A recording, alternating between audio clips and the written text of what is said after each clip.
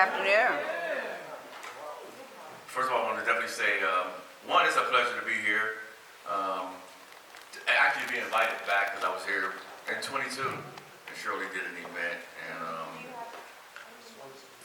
drove down from Atlanta. So anytime we get hot, well, we're already hot, so. But the beaches, so that's the good thing about Jacksonville.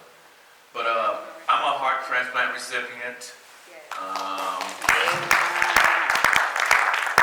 10 years, April the 17th. Yeah. So Thursday will be my 10-year anniversary. And we're partying. And you know, one thing I want to say, I'm definitely blessed and thankful. My journey started in actually 2013.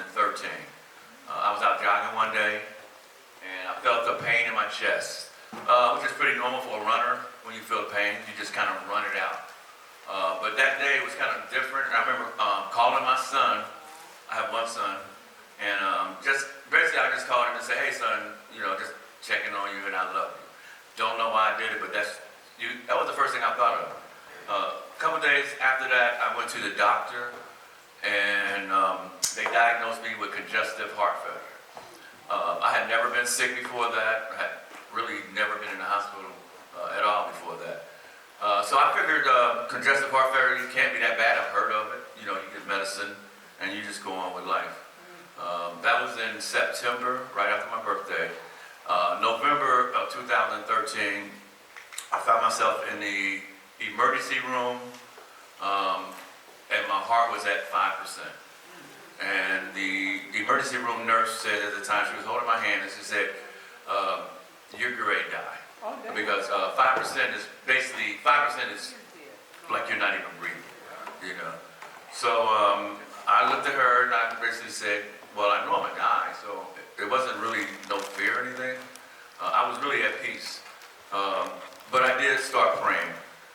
2 hours later, the doctor in the emergency room came in there and told me that they had heard of a doctor in Piedmont that does LVADs, and did I want to go? And I'm like, death or that? Yes, I'll go. So it wasn't even a second thought. I never heard of it. LVAD is a left ventricular assist device. It's a pump they put in your body, so they open you up, put the pump in there, and attach it to your left ventricular. You have a cord coming out of your body that attaches to a controller, and you have batteries attached to you on the outside. And at night, you take your batteries off and you plug into a wall. The cord is 25 feet long, so it can reach to the bathroom. So I got the operation on. I went in the hospital in November. They had to take off a lot of fluid from my body because the swelling took over. They took off 31 liters of fluid off my body. So I was swollen tremendously. My legs were swollen, my ankles were swollen. So once they got that done, the operation was performed, and it was performed on Elvis Presley's birthday. So the nurses called it the Elvis VAD, you know, which was, and you know, and when I received it, I'm gonna be honest, I was able to breathe right away. Even in the hospital, I was in the hospital 2 weeks maybe. After that, I went back to work 30 days later. You know, and the main reason for me going back to work, a lot of people take off, was because, you know, I looked at it like this. I got a second chance.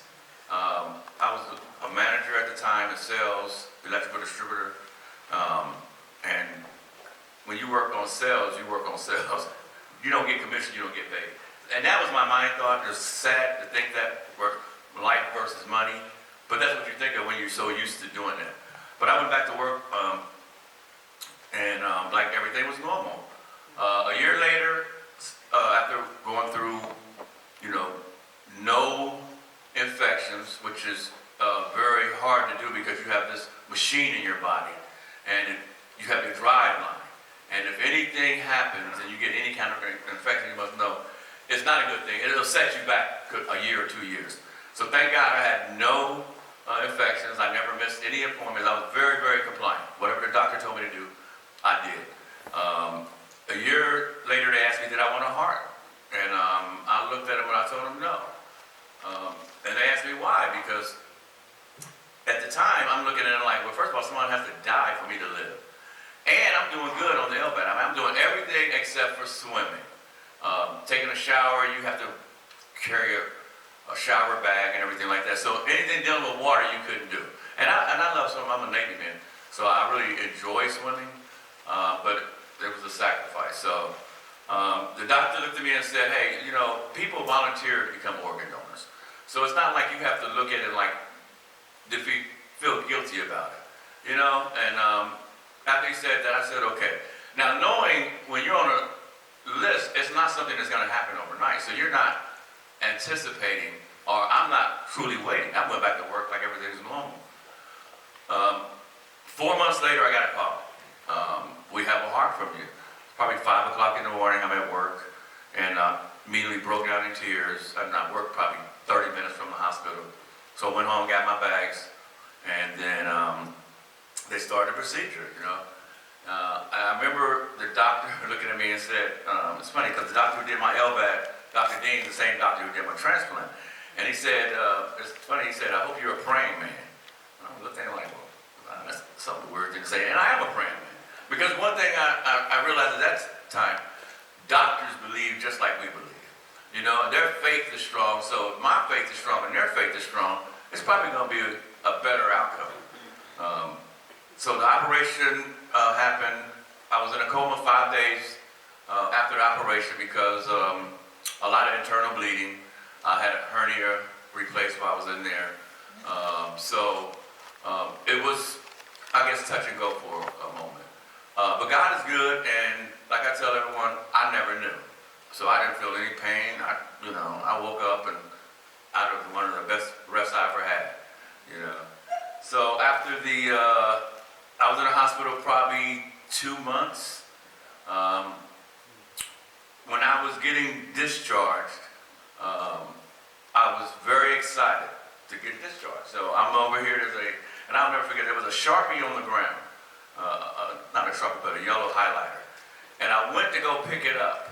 And when I went to go pick it up, my legs split. And painful. And obviously my heart started racing. And I go back and sit down in the chair, and I go, I'm breathing like this because they're running into the room and they're going, is everything all right? They're thinking I'm having an issue with my heart. And I'm like, I just slipped, but I don't want to tell them that because I want to get out. So I never said anything. And then later on, I had a hematoma, and I had to get surgery. I had to go back in and get surgery because of that. But I'll never forget it. I should have just left that highlighter there, but I'm thinking somebody might walk through the door and fall. But so I ended up going back in for a couple more weeks. My goal was to get back to work 90 days, and I went back to work 90 days. And that was my personal goal. It was a dumb goal because literally 90 days after surgery, I'm back at work. And I'm just a stubborn man. So any women out here with men, you know, we just can be sometimes stubborn. So, and you know, it's unfortunate, but you know, in your mind, you think you can do so much. You know, when I got out, I didn't have any rehab. I never did any rehab. And because a nurse told me one time, don't even use the walker. So your mind is very powerful. So 3 years later, 2018, I'm feeling not the best. One day I woke up, passed out in the shower. And at the time, I didn't really understand what was going on. I just remember waking up going, what happened? Probably a day later, I ended up waking up on the floor. Now, I'm living by myself, so God is good because, you know, obviously He woke me back up. So the second time I passed out, I woke up on my bedroom floor. And then I knew something was wrong. I called my son, love my son, and told him there's a problem, come get me. He came over my house, and I immediately passed out in his arms. Now, I lived less than a quarter mile down the road from a hospital, so he carried me to the hospital. They started performing CPR right there, actually, in the emergency room.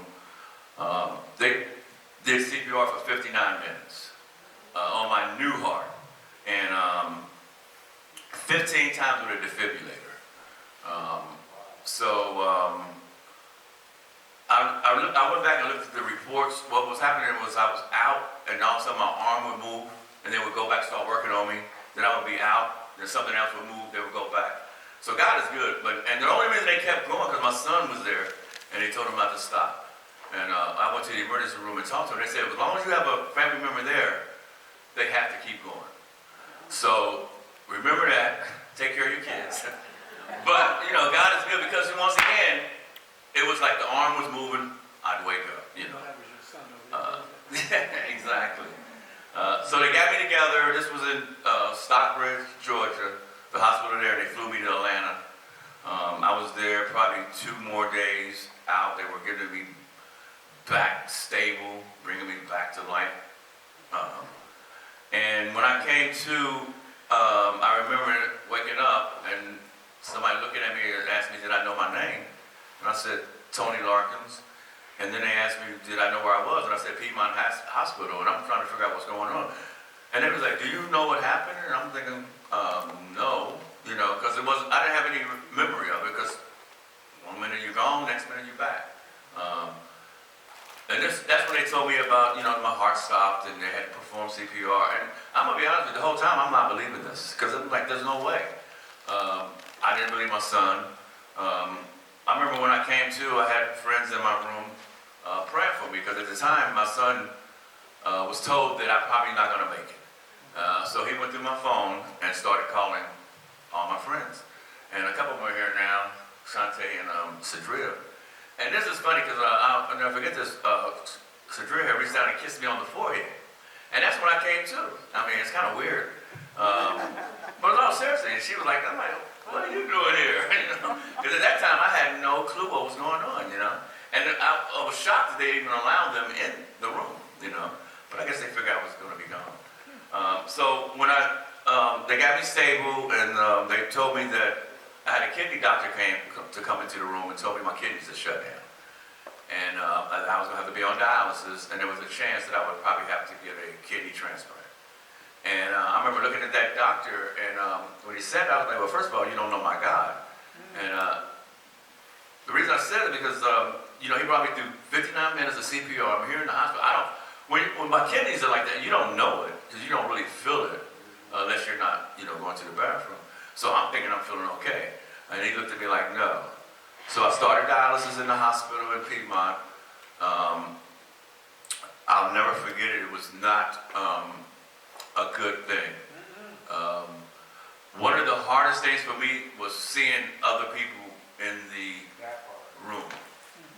It was it was gloom. It was people didn't have hope. I'm going to be honest. You can see that people's skin color was changing. You can hear this humming of this machine, for 4 hours. And for me, it's new. The first time was okay. The second time was okay. The third time it started getting serious, because that's when you come back and you're tired. They say you don't eat before you go in. When you come out, I'm too tired to eat. The food they were giving me at that point was cold, because I don't miss the meals. The fourth time, I'm praying to God, okay, God, you told me that you can heal me. You told me this, you told me that. And fifth time, I'm getting weaker. I'm going to be honest with you. The arm is sore, and they were doing this, they did this probably every other day, trying to get these kidneys back going. The sixth time, after the sixth time, I got down on my hands and knees. And I prayed to God. And the prayer was, if this is your will, then I'm okay with it. But that's not what I want to go through, They were looking for a chair to put me in. That was really the holdup. They couldn't find a chair. That let me know that there are a lot of people not only on dialysis, but a lot of people waiting on dialysis. So if you don't get a chair, you can't. And they have to find a chair close to where you live so it can be convenient for you. So I got down on my hands and knees and I prayed to God, if this is your will. They will be down to put a port in me, because at this point they're getting me ready. They put the port in my body, I'm down there. I'm like, if this is it, this is it, Probably 30 minutes later, after they put the port in, they came to me on the side, because they wheeled me out in the hallway, and said, your kidneys are working perfectly. Now, I don't know about you, but that was the greatest thing I ever heard in my life. Yeah. Because you know what? I know God is real, but when He's really real, it's different. And I remember when Him telling me that, I looked at Him like, I already know. Because that's another thing. When you know God is doing stuff, it should not be a shock to you. A blessing shouldn't be a shocking. It should be expectation. So when they told me that, my first response was, get this thing out of me. But it don't work like that. I had to wait a day. But I ended up coming out of Piedmont. That was in June. The transplant games that year was in August. I had already signed up. And my doctors were telling me that I couldn't go. And I fired a couple doctors since I've been going through this, and this doctor, I went down there first, he told me, you're going to sign this, because once again, I didn't go through all this. And that was my first transplant games. And he signed it, and me being stubborn Tony, I got sick down there like you wouldn't believe. I have a friend down there calling the ambulance. I'm like, look, y'all better leave me alone. But I made it through. I didn't win any medals that year, but I made it great games, because that was one thing I wanted to do. If I wasn't here anymore, I wanted to say I went to the transplant games. I was fortunate enough to go to 2 other ones. I ended up winning a bronze medal in cornhole, and I won a silver medal last year in pickleball, believe it or not. So one thing I would say to people, one about organ donation, okay, to me is obviously means a lot. I go out and speak to people all the time and ask them, one, why are you not donors? And I know we all have different reasons. But the greatest gift that I think you can give someone is the gift of life. I know people who have had transplants, and I may know one person who wasn't appreciative. But everybody else that I know that had transplants, they're like me, they're giving back. Because a second life is better than a first life, because it's the life that you really didn't know you were going to have. So I don't shy away from, if someone asks me to do something as far as advocating, I do it.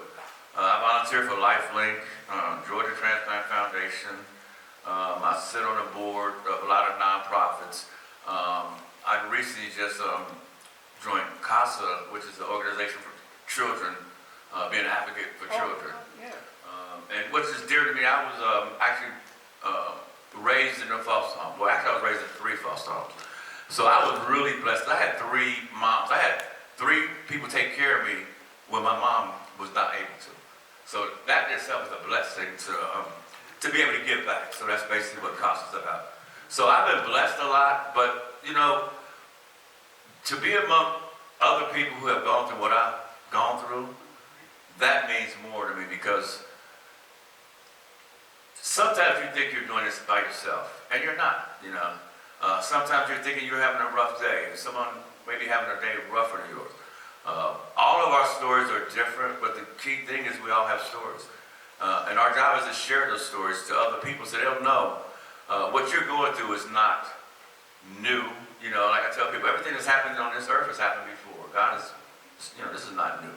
The only new thing is technology. We know that there's ways to save people. You can help people before you get to the stage of stage 4 and stage 5. Unfortunately, in my situation, it was a virus that shut my heart down. But the good thing is I was already in health. I was healthy enough when it happened to receive a gift to recover fast. So you never know. I try to stay in shape. I always try to give back. I'll tell you right now, every time I give something, I get something in return. So once again, Shirley, thank you for putting this on. I think this is well needed, and especially in our community, because there are a lot of myths that they're going to take my organ. Or one of them is they're not going to save me. And I'm telling, and if you know anybody in the medical field, that's their oath, is to save you first. So people should not fear that, but people should also share the fact that that what you've gone through, other people can go through too. Thank you.